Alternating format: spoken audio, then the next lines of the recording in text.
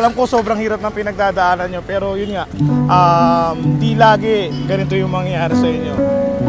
Tsaka yun, always keep your head above water, laban lang tayo. Bagyo lang nga, Pilipino tayo.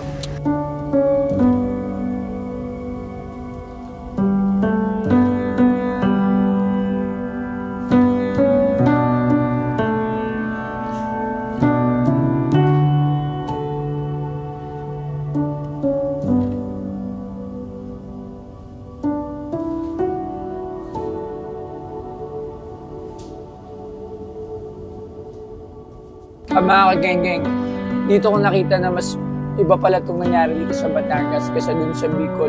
Yung sa Bicol, makikita nyo puro tubig. Dito naman sa Batangas, puro lupa. So makikita nyo talagang literal na talagang natabunan sila ng lupa. So dami nang namatay, katulad kayo na pinunta namin. 2 po yung patay doon. So nabutan naman natin ng konting tulong. So tingnan nyo na yan.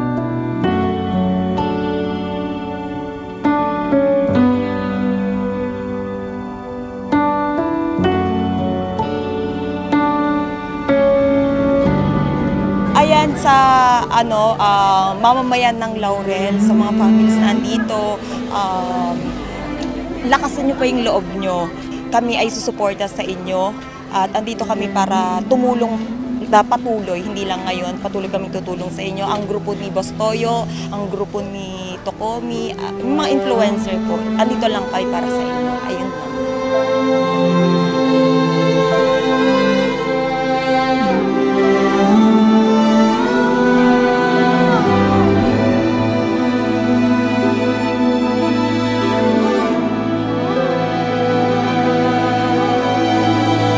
Marami tayong mga bagay, challenges, syempre sa buhay natin, syempre isa to. Pero tandaan nyo palagi na lumaban lang tayo, okay? And yes, syempre, alamin din natin yung mga pagsubok at lagpasan natin lahat. Syempre, dasal lang palagi sa Panginoon. Tsaka bagyo lang to, Pinoy tayo.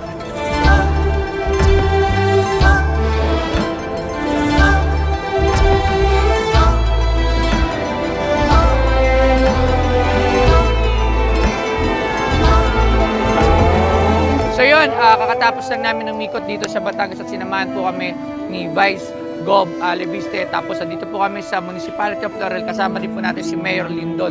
So sana sa lahat ng mga kapanood dito, makikita nyo talaga yung pinsala, yung dinulot talaga ng bagyong Christine dito sa bayan ng Batangas.